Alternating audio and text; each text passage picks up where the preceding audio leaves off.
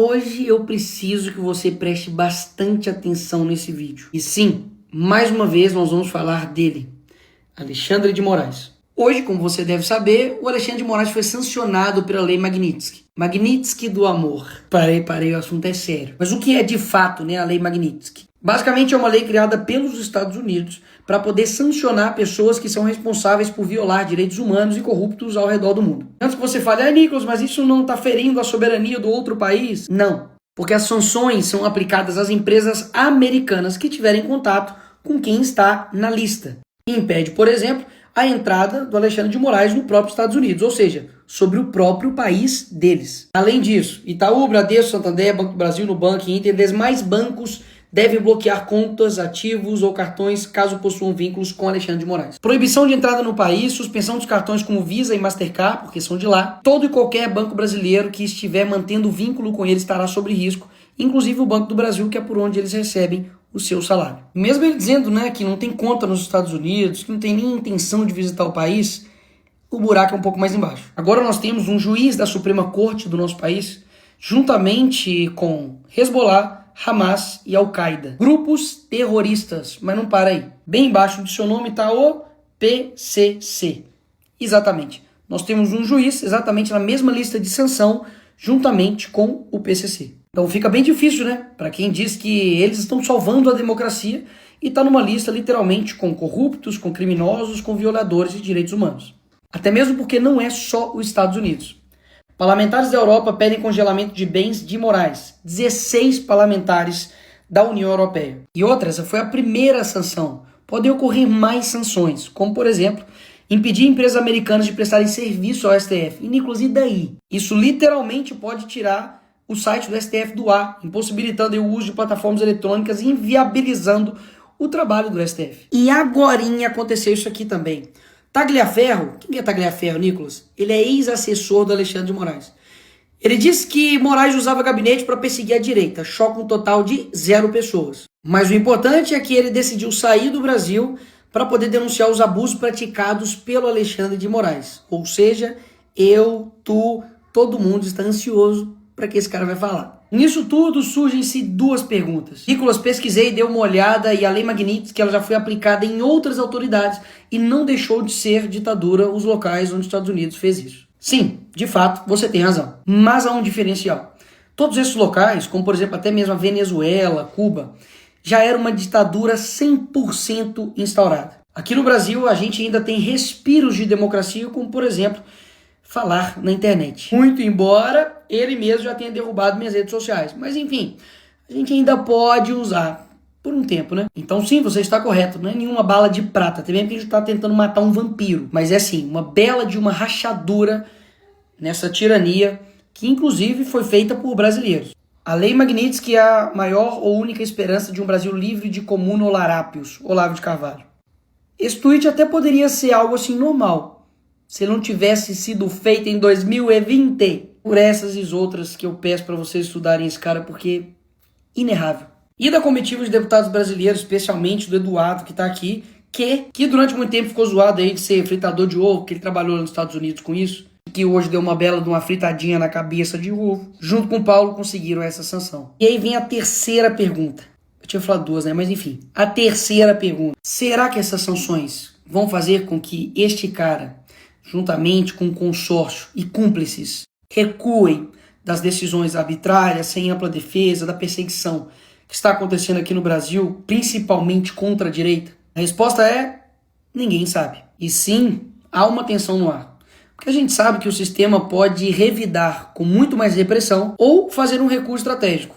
Mas nos 2 casos, ambos são possíveis e perigosos. Por isso mesmo que a gente precisa reconhecer o que está acontecendo externamente, mas não deixar de fazer o nosso papel internamente como Brasil. Eu já te aproveito para poder te chamar para dia 3 de agosto, neste domingo, nós estamos nas ruas do Brasil. Eu estarei de manhã em Belo Horizonte, na Praça da Liberdade, e à tarde estarei em São Paulo, na Avenida Paulista. Nicolas, mas por quê? O que o Alexandre de Moraes fez e o sistema fez de tão horrível assim pra gente ter que ir pra rua? Poderia ficar aqui horas te mostrando. Não vou te colocar só alguns pontos. Primeiro, violação sistêmica de direitos e garantias fundamentais. O Alexandre de Moraes tem marcado prisões preventivas, arbitrárias, 17 anos para quem roubou uma bola assinada pelo Neymar no Congresso. Quebra de sigilo, censura prévia, como fizeram com o Brasil Paralelo, não deixando ir ao ar um documentário. Ausência contraditória, restrição de defesa, basta você ver 5 minutos sobre o julgamento aí da trama golpista que você vai ver tudo isso que eu tô falando. Inquéritos ilegais e sem fim, basicamente ele abre inquéritos sem nenhum tipo de fim, de prazo,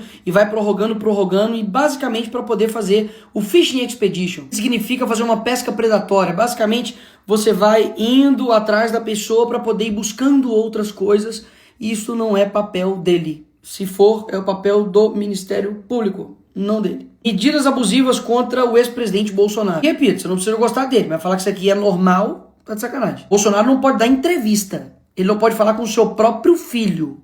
Pô, isso não é ser imparcial. Ativismo judicial para interferir na política econômica. Esse aqui é o exemplo mais recente que a gente tem. O Congresso derrubou o aumento do IOF, o PT recorreu ao STF, que fez um sorteio, o sorteado foi o Moraes, o homem sortudo. Ele decidiu para poder manter o IOF, ou seja, interferindo absurdamente não somente na política econômica, como também no outro poder, que é o legislativo. Censura institucionalizada e perseguição ideológica. Jornalistas, influenciadores, parlamentares, inclusive eu tive minhas contas derrubadas por ele. Toda essa galera aqui vem sendo perseguida, a liberdade de expressão virou alvo sob pretexto de combater desinformação, isso aqui é fake news, e fazendo punições desproporcionais. Quero lembrar que o deputado Daniel Silveira foi dessa forma preso, já está há quase 5 anos preso, e o crime dele foi um vídeo que ele fez atacando a democracia. Sexto, concentração inconstitucional de poder, porque não sei se você sabe, ele é uma multipessoas. Ele atua como a vítima, investigador, acusador, julgador, executor, reúne todas as funções basicamente em um juiz só. E por fim, toda a construção de uma narrativa de trama golpista, que na verdade a gente sabe muito bem que é para poder perseguir quem estava de verde e amarelo. Se tivesse todo mundo de vermelho falando que era esquerdista, invadindo o Congresso, como já foi feito várias vezes, aí estava todo mundo livre e em paz. Isso aqui é somente a pontinha do iceberg, porque eu reuni tudo isso aqui para poder protocolar um pedido de impeachment do Alexandre de Moraes com base nesses novos fatos que nós temos hoje. Ou seja, o mínimo que você tem que fazer agora, depois que esse vídeo acabar, é ir até o seu senador e pedir para ele se posicionar para que ele seja a favor do impeachment do Moraes. E você pode me perguntar, mas Nicolas, por que eu tenho que saber de tudo isso? Sobre Alexandre de Moraes, sobre sanções, sobre todas essas questões. O que isso muda na minha vida? Tudo. Tudo. Porque basicamente durante muito tempo, o brasileiro só vai pra rua quando sente no bolso, né? E é claro que eu quero ter o país com uma economia pujante, com empreendedores, com a gente, enfim, conseguindo viver um país de maneira digna. Mas a nossa liberdade não importa. Mas a verdade e a justiça passaram a ser palavras somente para a gente aprender a escrever um texto? Não, eu não quero ter um país assim. Um país que se preocupa somente com a economia, mas que no âmbito da moral, no âmbito da liberdade, nós somos uma ditadura, uma tirania? Peraí, não é assim que eu imagino um novo Brasil. Então sim, é um trabalho de formiguinha. Conscientizar, falar com as pessoas, ganhar a opinião pública, afinal de contas, nós temos aqui, só isso aqui, só a internet. Enquanto eles têm as universidades, têm os tribunais, tem a Globo, tem toda a mídia tradicional do lado deles. E eu não tenho dúvidas que para melhorar vai ter que piorar muito ainda. E aqui vai meu ponto final. Tudo que eles querem que você faça é desistir, ficar desesperançoso, falar que nada dá certo, que não adianta, mas vai por mim. A gente não pode ter menos persistência do que esses caras. Eles estão há anos, décadas, lutando por um poder. A gente também vai ter que lutar por décadas para poder ter um novo Brasil. Não há mal que dure para sempre. Eu espero que ele já esteja no fim. E se não estiver próximo do fim, que Deus nos dê força para poder enfrentar até o fim.